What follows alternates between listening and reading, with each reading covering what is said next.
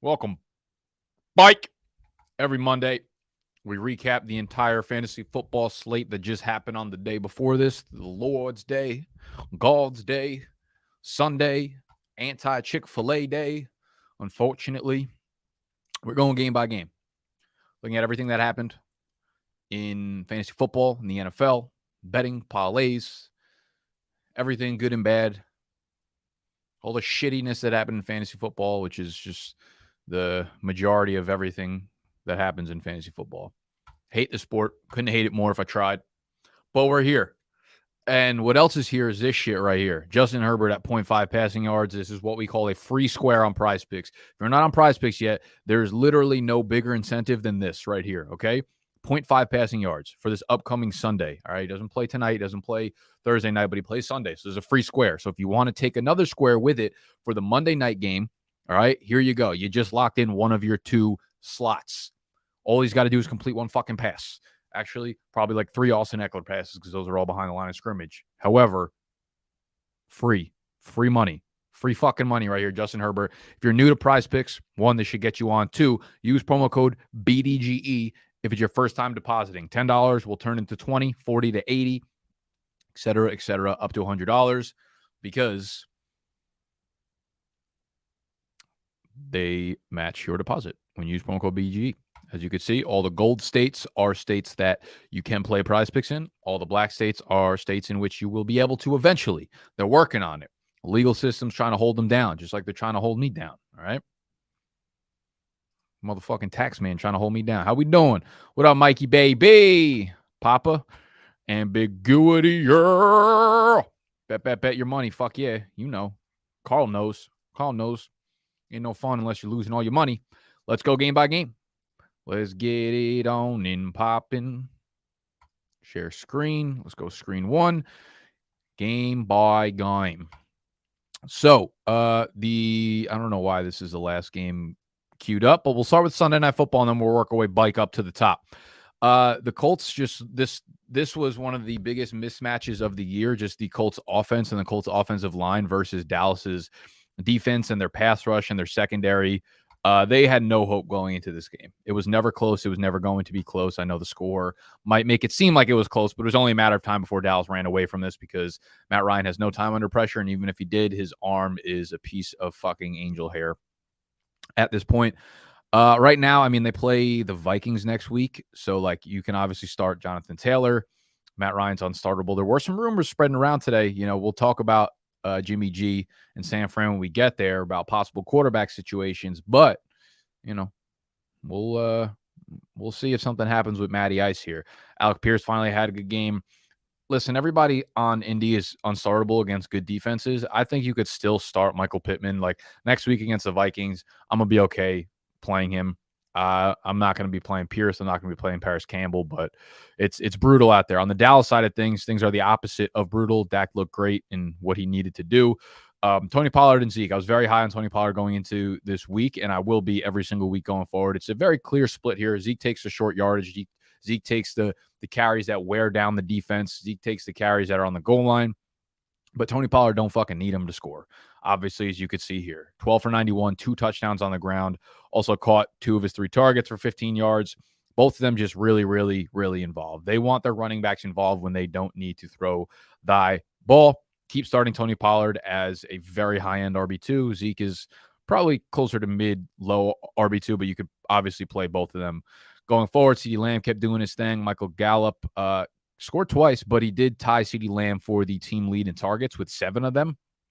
So we're talking about him finally about 9 months removed from the ACL. Production hasn't really been there. I'm not going to get overly excited averaging fucking 5.8 yards per catch here. He did score twice. He looked good on those passes, and I think he'll get stronger as the year develops. But for right now, I still feel like, you know, he strung together back-to-back good, decent fantasy games. And this one was obviously more than decent or good, but I still feel like I need to see more consistent production. Like I want to see a few like 5 for 80 games or like one blow up 6 for 110, some shit like that for me to feel confident putting him into the lineup. For now, he's an okay flex. We'll put it that way. Steelers, Falcons. Biggest takeaway is George Pickens fucking stinks. I hate that dude. I don't. I started him. I thought he was going to have a big week. Turns out, very difficult to have a big week when Kenny Pickett is your quarterback. They somehow beat us 19-16, led by, I guess, Najee Harris, 17 for 86. We weren't sure if he was going to play with the oblique injury. Ends up playing a lot. So no real takeaways here. Pat Freiermuth is a guy that you can continue just starting as a tight end. He's been really, really productive every time Kenny Pickett has been in the lineup. Najee Harris, you continue to roll out as a mid to low RB2. You hope he gets into the end zone. Otherwise, he kind of stinks. But I was hoping to see maybe a little bit more Jaylen Warren. Or, if Najee didn't play, Jaylen Warren probably would have got a big workload. Turns out that was not the case because Benny Snell got most of the carries. I'm assuming Jaylen Warren's probably not 100% coming back from the multi-week hamstring injury. Anyways, Deontay Johnson continues to do exactly what he does every week, 5 for 60. That's actually a big game for him. But Pickens, I feel like, I don't know, maybe he just got locked up by A.J. Terrell, but he was bad. Kenny Pickett throwing the ball to him was bad. I'm okay, going back to him next week, him and Deontay Johnson. They play the Ravens, so actually probably not because that's one of the better secondaries. One of the better defenses overall in the league right now. They're really coming into their own as a defense. So would rather not play either of those guys if I had the opportunity not to next week.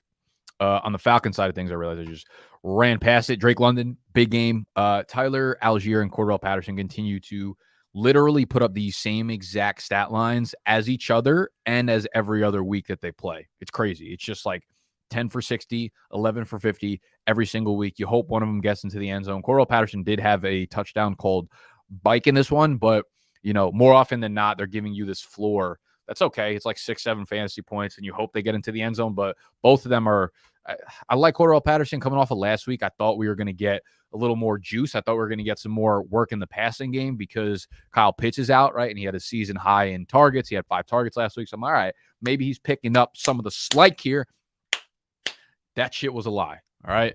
So obviously, we like Crispy P more than we like Tyler Algier, but I'm probably not getting overexcited about Cordell because his involvement in the passing game is not very high. Packers, Bears. Packers win 28-16. The Packers offense is really starting to come together here a little bit. We look at the running backs. Aaron Jones started off hot in the first half. 5 catches, 24 yards, also 9 for 26 on the ground. So talking about 50 overall yards, 5 catches in the first half. And then I don't know if he played a fucking lick in the second half. He had been dealing with some sort of injury here. I think they came out after the game, maybe said it was shin related, but it was obviously an injury because it was all A.J. Dillon in the second half. Even Patrick Taylor got a carry. Haven't heard that name in probably since last year. Now, Aaron Jones, shin splints possibly, so keep a very close eye on that. If you've held on to Dillon, this is what you were holding on for. Because if he's the guy, 18 for 93, gets a touchdown, catches all 3 of his targets, 26 yards. So you're talking about almost 130 yards from scrimmage, a touchdown. This is the type of stuff that obviously they're going against the Bears, so it ain't going to happen every fucking week. But this is the type of stuff you held on to Dillon for. They play against the Rams next week, then the Dolphins and the Vikings. So not necessarily an easy fucking slate of matchups, but Dillon will be a high-end RB2 if Aaron Jones misses time. Christian Watson continues to just dominate on limited touches, 6 targets, 3 catches, 48 yards, scores a touchdown. But he also has a 46-yard rushing touchdown. And this was one of the big selling points with Christian Watson, right? With Christian Watson, this was something that he did in college often. They gave him end arounds. They gave him these carries that he took to the cribbo. What he did on Sunday with that carry was what he did in college fucking 11 times. He's an explosive playmaker. He's so athletic. He's so fast. His strides are so fucking long. He takes 4 steps from the 50-yard line. He's in the pay dirt. So Watson is just breaking out all over the place. Right? This is the title of this YouTube video. We talk about so often with rookies, especially the wide receivers, you see these second half breakouts. You see them not get acclimated into the offense, not get acclimated onto the depth chart until the second half of the year. It always happens, right? And we don't know why. The coaches just want them to get settled in. There's other veterans on the depth chart, the Allen Lazards, the Randall Cobbs. Yeah, let's give them their chance. Fuck no. Christian Watson's the most explosive playmaker you got on the team. Second half of the year, you're finally see him being a full snap, full good to go, ready to fucking get targets down the field guy, and he's turning it into every sort of production metric you could possibly do it. So you continue to just start Christian Watson every single week as a rock solid wide receiver 2 with obvious monster upside. Justin Fields makes his return. Didn't know if he was going to play in this one. He said, fuck that noise, 6 for 71, any touchdown on the ground, breaks off a 55-yard run. Like, dude, the future for the Bears and the future for Justin Fields is very, very bright. You're going to need sunglasses out there. We need like a Chicago brand out there to just create a pair of sunglasses that's specifically to block the light, to block the brightness of the future of the Chicago Bears, because Justin Fields is single-handedly going to save that economy. I have no idea how the Chicago economy is doing, but I can't imagine Justin Fields is not going to fucking save it. Anyone who's homeless, no longer homeless because of Justin Fields. David Montgomery with Khalil Herbert still, sidelined on the IR, 14 for 61 on the ground and a touchdown. Catches 4 balls for 6 yards. You love to see that. Ugh. So D-Mont continues to be like an RB2 just because he gets insane usage when Khalil Herbert is not playing. In the passing game, Cole Kmet was a guy, I hit him pretty hard on PrizePicks on Sunday because Darnell Mooney is on the IR. He's gone for the season, so you're like, where does his passing game go? Turns out, nowhere. I think Chase Claypool will probably get a lot of targets. He might have got banged up in this game. I'll have to double-check that. Equanimeous St. Brown caught a nice, long, deep ball. N'Keal Harry had a great play, but, these guys are not consistent producers. I think this makes Cole Kmet a really, really rock-solid, mid to low tight end 1 remainder of season. Speaking of these young rookie wide receivers breaking out all over the place, holy shit, does Garrett Wilson look incredible.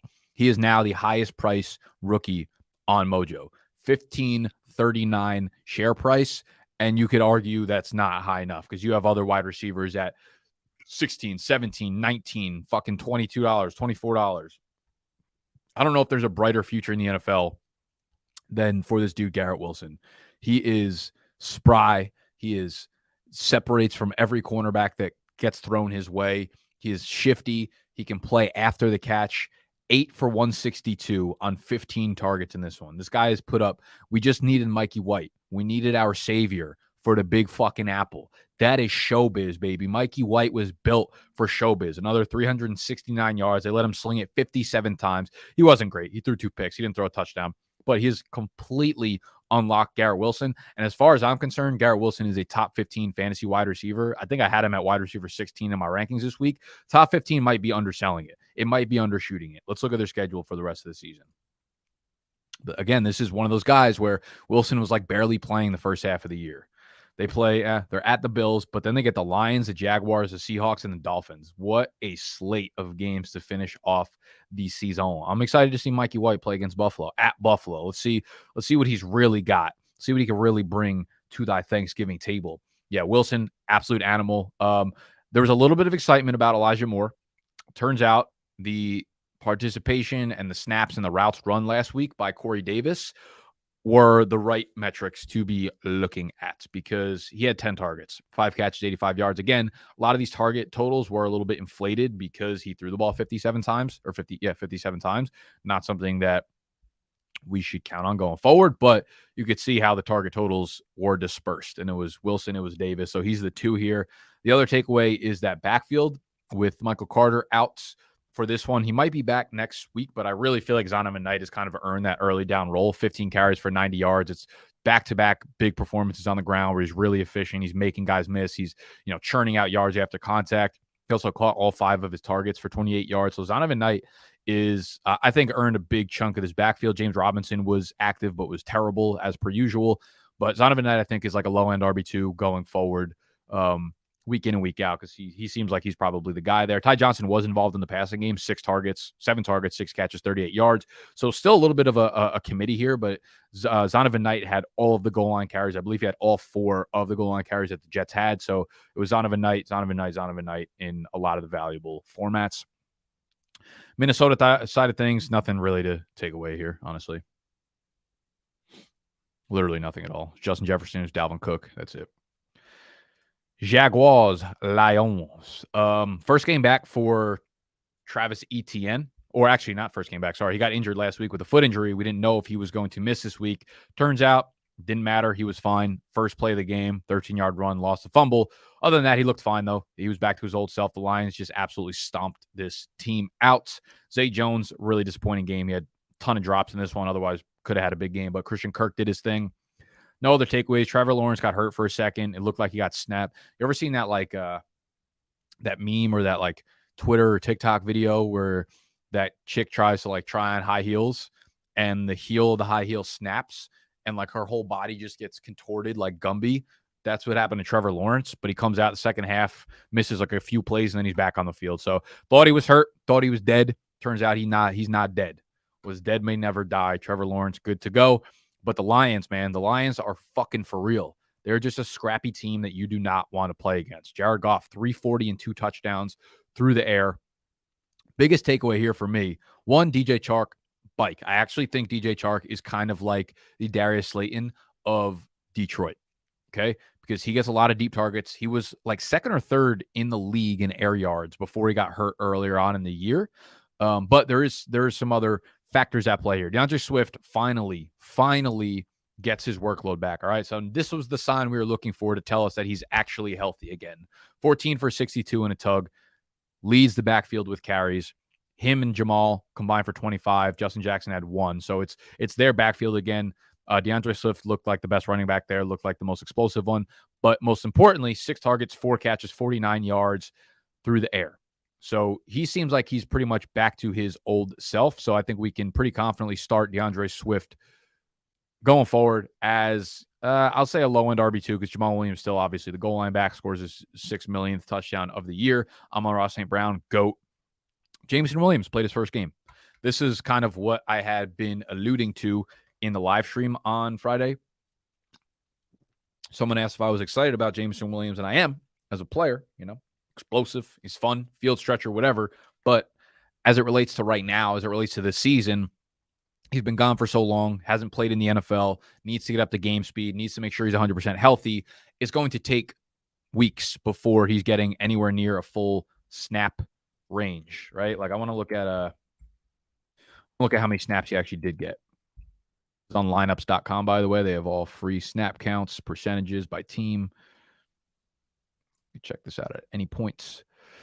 Jameson Williams played 11% of the snaps. Yep, this is kind of exactly what I was expecting. So 11, and then maybe next week he'll be up to like 35, and then maybe 50 or 60. So it's going to take like weeks before he's even a full-time player. And even if he becomes a full-time player, like he still needs to have things break right for him to be impactful. So he's a dude that I'd pick up and stash and kind of see what happens. But I'm not getting overly excited about him. Commanders, Brian Robinson dominates the backfield with Gibson coming into this game questionable, 21 for 96. This is like his 4th straight game with a zillion touches. Finally getting involved through the air. Terry McLaurin continues to absolutely dominate with Taylor Heineke under center. So McLaurin, I think, is just like a low-end wide receiver 1 going forward, has been every single week. Curtis Samuel, the one takeaway I have from this is his rushing yardage total on PrizePicks every week is way too fucking low. It's like 6 or 7 yards. It was 7.5 yards this week. Dude gets like 3 to 4 carries every week. Always busts at least one. Hit that Curtis Samuel rushing yardage prop every single week on PrizePicks. In New York, only real takeaways here were Darius Slayton continues to Darius Slayton. Another big fucking game where he's making amazing plays downfield. 6 for 90. Can absolutely be used in an every week flex manner. Daniel Bellinger, first week bite from getting his eye poked into his brain.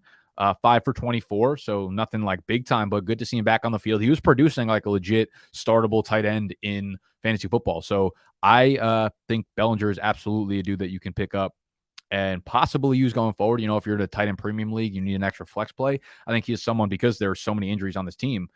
He was playing really, really well before the injury. So Daniel Bellinger, got to keep an eye on. Tennessee Titans, what do we have here? All right, well, Treylon Burks like literally died in the line of duty.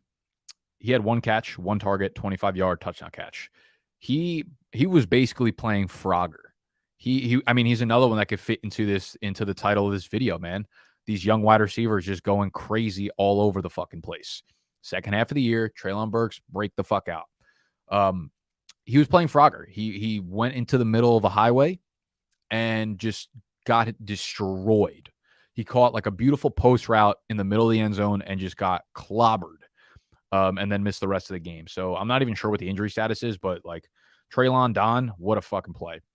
This other dude, okay, so this rookie tight end, Chigoziem Okonkwo. We're just going to call him CO.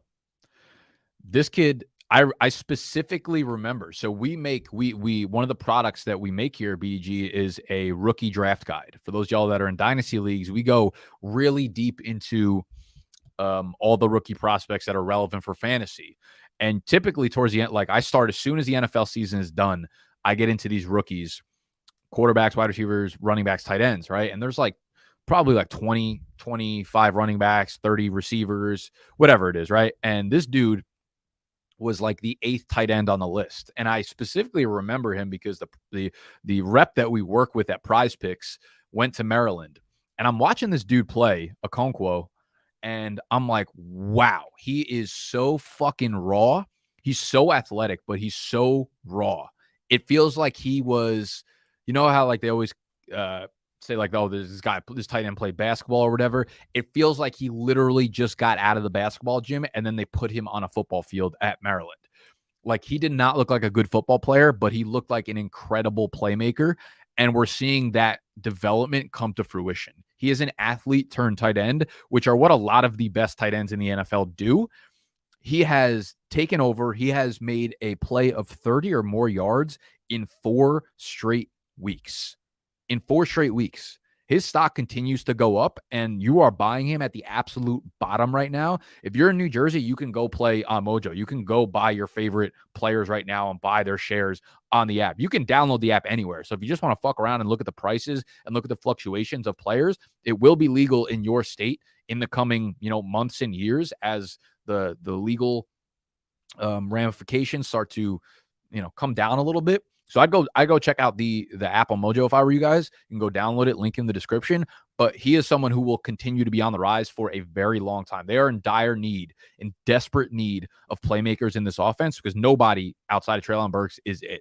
Not even Derrick Henry. Derrick Henry has not been him. 11 for 30. He just seems like he's got no juice right now, especially against good run defenses, which the Eagles certainly are, especially with Jordan Davis now back in the lineup. And that is a very large split. When Jordan Davis is in the lineup, the rookie from Georgia, who's like 900 pounds and take up the entire defensive line, when he is on the field, opposing running backs have problems. Okay. So they play against the Giants next week. Saquon Barkley, I'll never bet against Saquon just because he's one big play away from, having a big fantasy game, but wouldn't be surprised if he struggles on the ground efficiency-wise. Bears, Cowboys, Saints. So it's something to keep a note of. Jordan Davis, if he's in the lineup, God. Miles Sanders, 10 for 24, touchdown. Tennessee Titans run defense, really good. This was not unexpected. This was not surprising whatsoever that he struggled, but he did again in the end zone, so he kind of saved your day. Jalen Hurts just, oh my God, just so good. Brown, Devontae Smith, every single week you get him into your lineup every single fucking time you can. Tennessee Titans, this is just a funnel. Their pass defense is atrocious. Their run defense is awesome, which leads to games like this with Dallas Goedert out. As I've been saying week in and week out, Devontae Smith is the guy that eats because of it. Broncos and Ravens. Holy fuck. I don't know which of these offenses I would rather watch less or rather talk about less. What are you doing over here? Hold on one second. Let me fucking bing, bang, boom. All right, we're gooch. Russell Wilson just continues to be atrocious. Latavius Murray gets all the backfield touches, so that's not a surprise. You could play him as a low-end RB2, RB3 because he's just getting so much volume. Like, I don't know how you could be this bad on 21 touches, but Latavius Murray never ceases to amaze us.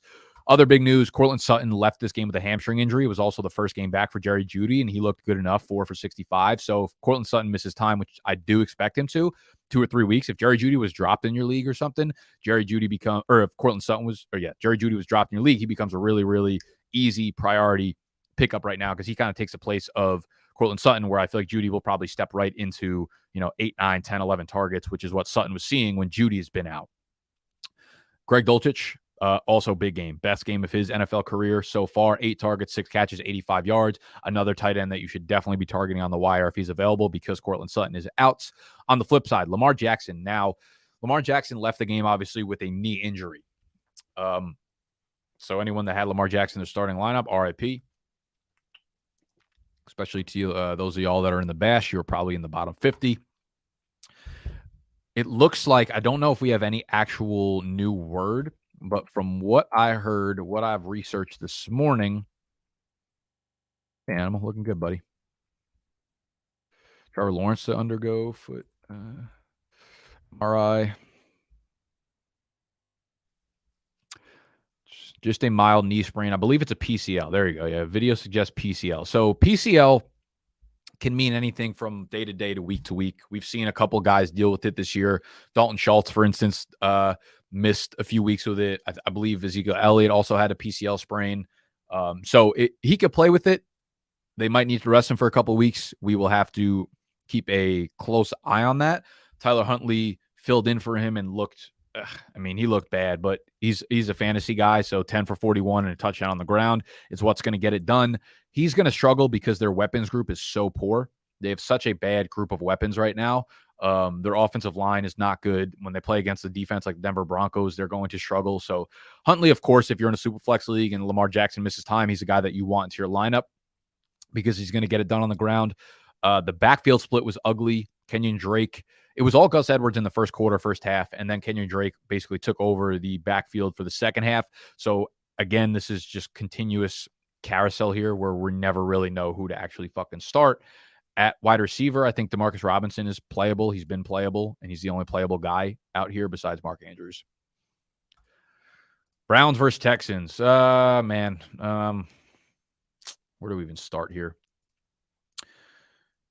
Deshaun Watson looked so bad. Deshaun Watson, it looked like, man, I don't even know. It looked like he was wearing like magic glasses where he thought players' feet were their hand. Their feet were their hands.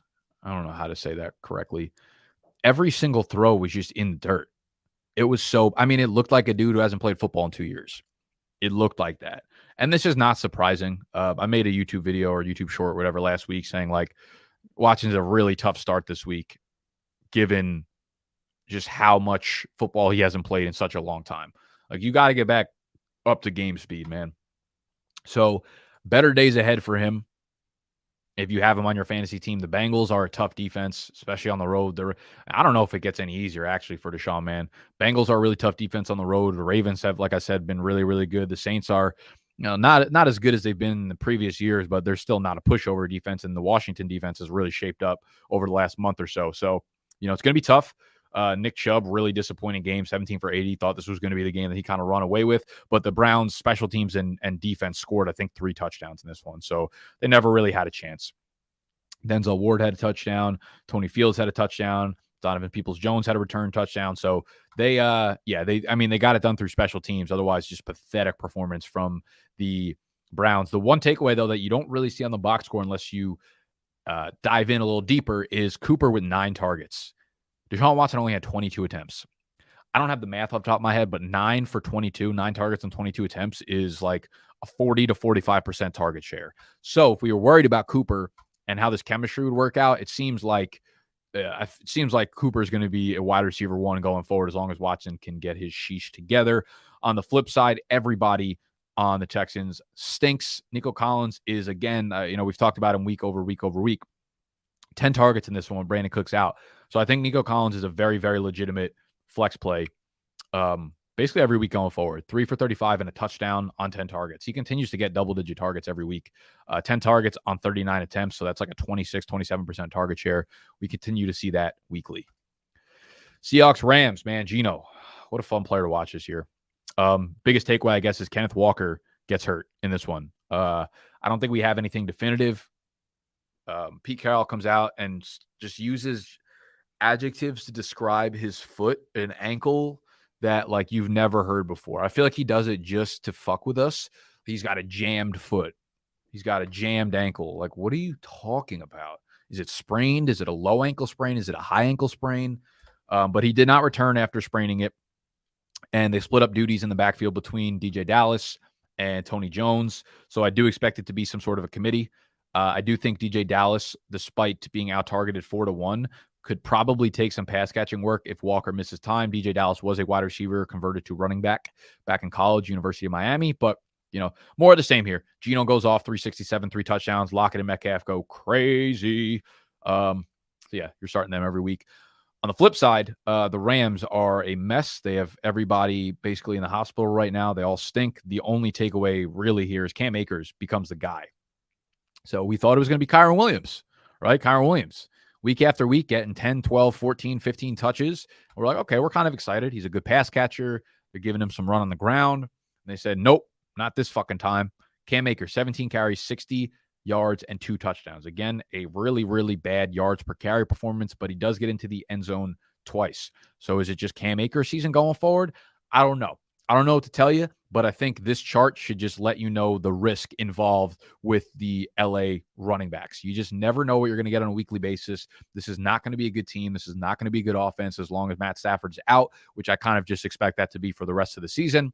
Same with Allen Robinson, same with Cooper Kupp. Aaron Donald, do you put him back in there? I don't know how banged up he really is, but it's disgusting. And you can't start. I guess maybe you could start Cam Akers next week. Who do they play? They play the Raiders. So, I mean, he's startable, but I'm not going to feel fucking good about it. I'm not going to feel good about it. Just like the Dolphins probably do not feel good about this game. Tua comes out, rips a 75-yard touchdown on like the first pass of the game to Trent Sherfield. After that, things got rocky because I thought Terron Armstead was going to play in this one. Turns out he was kind of like a last-minute inactive, and that just opened up mayhem for the 49ers pass rush. Nick Bosa, I thought Nick Bosa was a fucking goddamn quarterback. He lived in the backfield. Three sacks. There you go. 4 quarterback hits. It was ugly back there, man. Nick Bosa just owned this offensive line. I guess Tua did what he could based on the fact that they were without Armstead and Nick Bosa was living in the backfield. Tyreek Hill, baller, 9 for 146. Jalen Waddle did limp off the field like 7 times, only caught 1 ball for 9 yards. So there's definitely some follow-up to be had there. I'm not sure if it was the groin injury that's kind of been bothering him, but if Waddle is out, that's obviously a big hit to this offense. He's a massive piece of this offense. So keep a close eye. I'm not like overly concerned, but it could be something that kind of like lingers for a week, 2 weeks, whatever.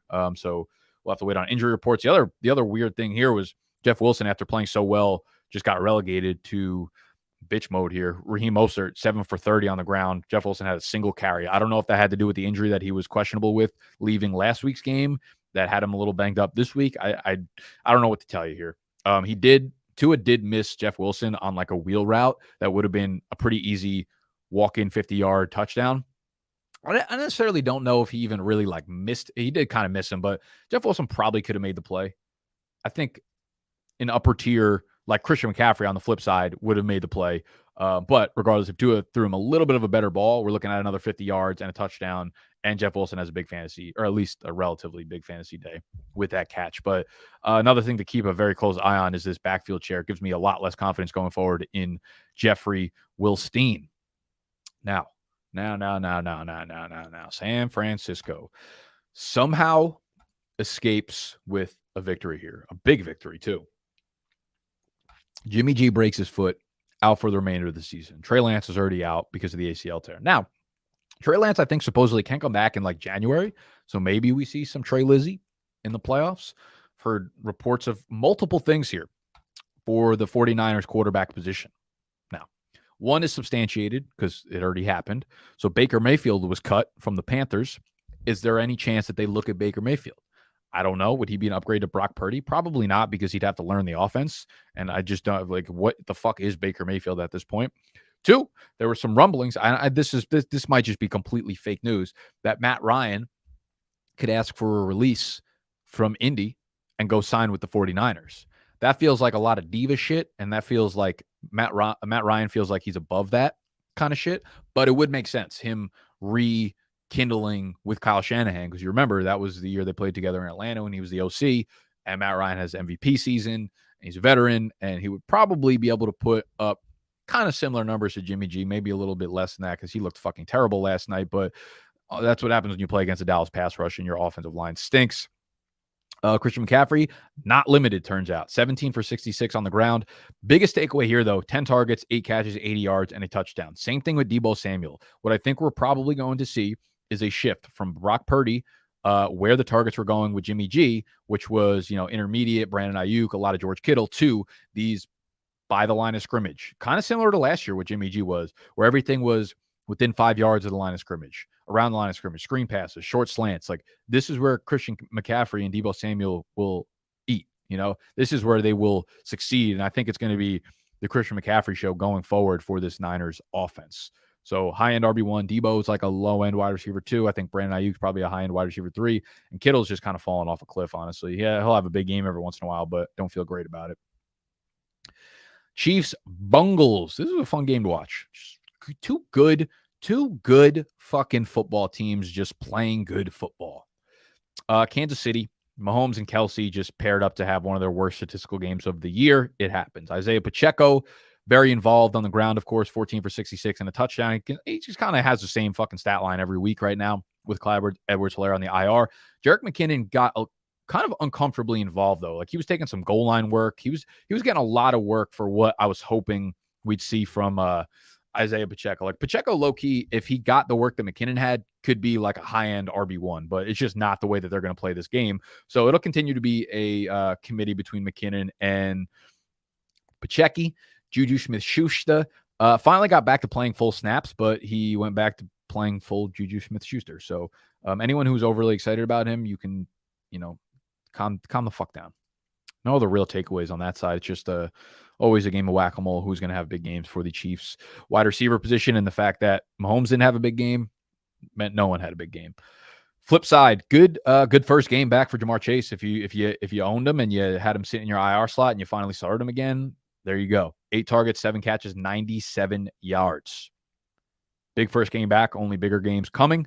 Samaje Perine just did what he does, and that's play better than Joe Mixon when Joe Mixon is out of the lineup. He is dealing with a concussion still. I don't even know. I would expect him to be back next week, but I also expected him to be back this week. So if you have Perine, you're absolutely holding on to him regardless of what happens right now. So you hold on to Perine until we have absolute clearance on Joey Mixon, because every time Samaje Perine fills in, he's like a very, very solid RB1. Tyler Boyd dropped an absolute bucket into his fingertips. Crazy stat. That was his first drop. It was like a 20-yard touchdown, just walking in, hits him right in the chest and the fingers, drops it. It was his first drop in 2 years. So, can't take it too hard. T. Higgins, 3 for 35, touchdown. No other real takeaways. Last game of the slate. Oh, man, this Chargers offense is outside of her. You know what it was, man? Like, fuck. It felt like an easy game to call because the Chargers were missing. I mean, Corey Lindsey was ruled out. They were missing 3 of their starting 5 offensive linemen. I think it was like their left tackle, Slater,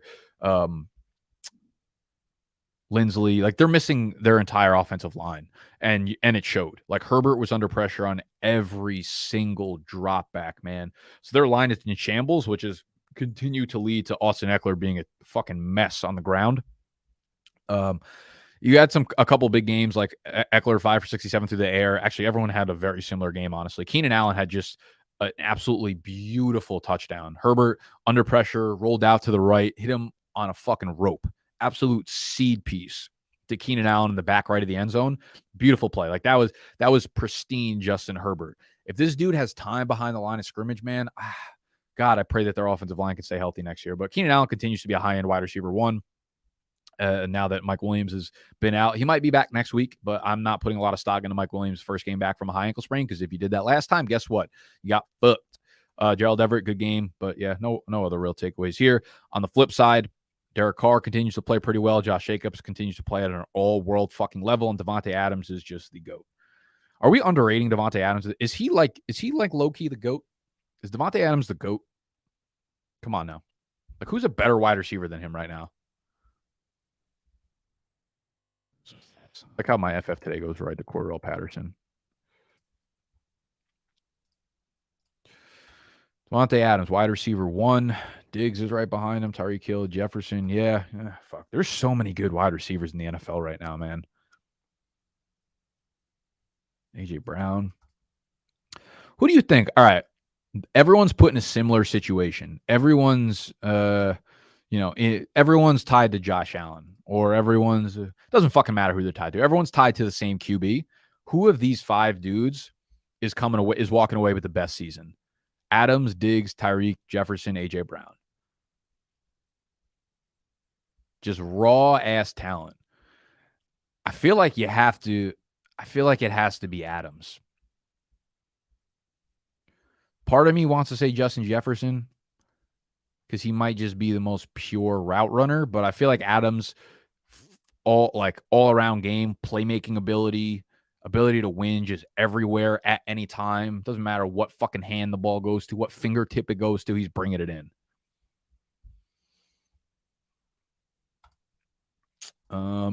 Yeah, that's it. Josh Jacobs, Devontae Adams. You know what to do. You know what it is. How we doing? Wow, you guys all go elsewhere. No one's giving fucking Adams the respect. We got Diggs, JJ, Tyreek, Diggs, one Adams. Diggs and Allen are best friends. Chase, Diggs, AJ. You guys are crazy.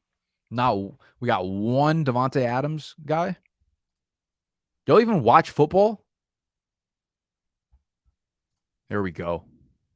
Let's go, Ronnie Rhodes. What a name by you. I'd pick you. Tyreek Hill would be nuts, yeah. Here's the thing, though. Like, Tyreek had multiple seasons with Mahomes.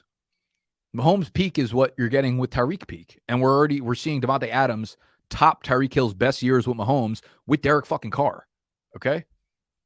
So stop it. This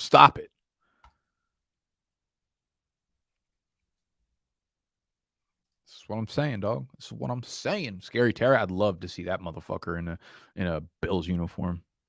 If he had a quarterback, my lord. Lordy Lord. Well, we got through all 48 games in 41 minutes. You love to see it. What else do we got? Tyreek makes Tua better. Yeah, him and Waddle are just unbelievable. And you know what? I will make this take right now.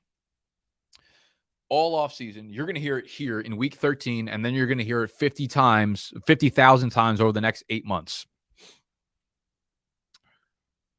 Next year's Miami Dolphins, next year's Tyreek Hill and Jalen Waddle, going to be Amon-Ra St. Brown and Jameson Williams. People are going to be like, people are going to go crazy and say, like, I can't draft, or why would I draft Amon-Ra top 5 when Jameson Williams is coming in? They drafted him to be the one. Shit like that. They're both going to fucking eat. They're both going to go crazy in this offense. I don't know who the quarterback's going to be, but those two guys are going to be next year's Miami Dolphins, Tyreek Hill and Jalen Waddle, for show. All right, let's look at some prize picks for tonight's game.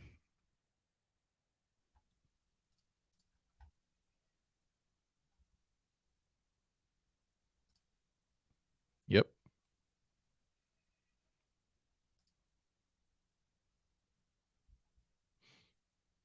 How do I share a damn screen?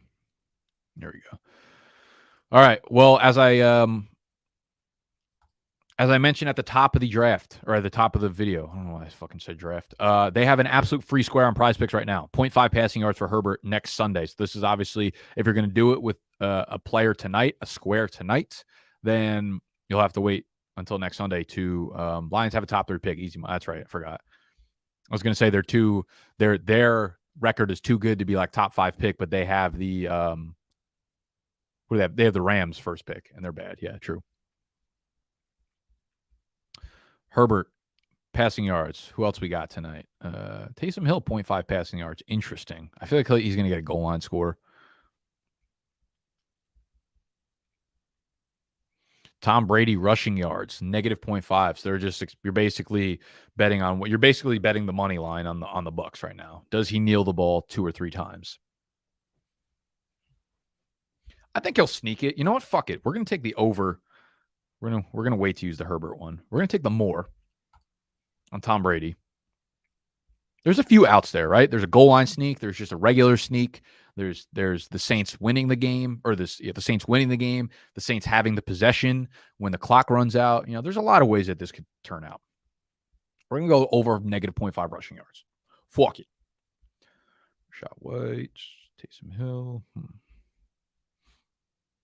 Ooh. They even put a discount on Chris Godwin over 50. They gave him you a 15% discount. Why do they got so many discounts going right now? This shit's crazy.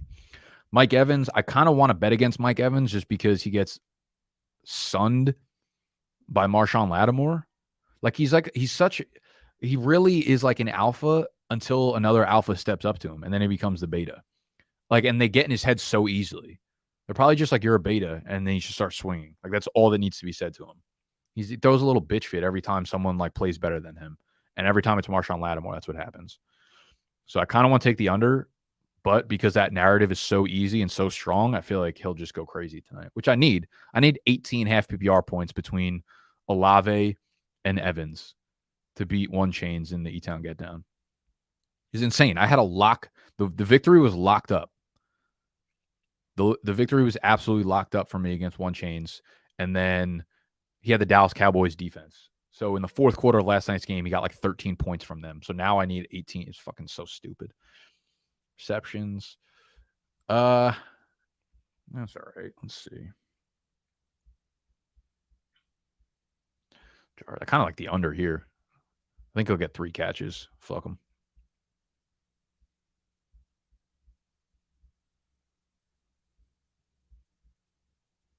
Yeah, we're going to roll with this. We're going to throw a 50 spot for 250. 5X right there.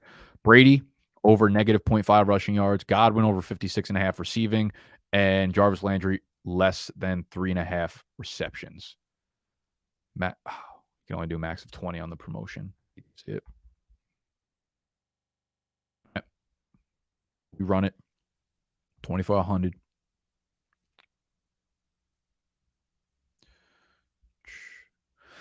All right, y'all. I will be back tomorrow for the waiver wire video, as we are every single week. Make sure you go hit PrizePicks. Go hit that Justin Herbert line. Use promo code BDGE when you sign up, and they're going to double whatever you deposit. That's the match we got going for you. Thank you, Ikey baby. Right there, 0.5 passing yards, free fucking square. Make sure you subscribe to the channel if you're new. Make sure you hit the thumbs up button if you enjoyed, and I'll see y'all tomorrow morning. Mwah.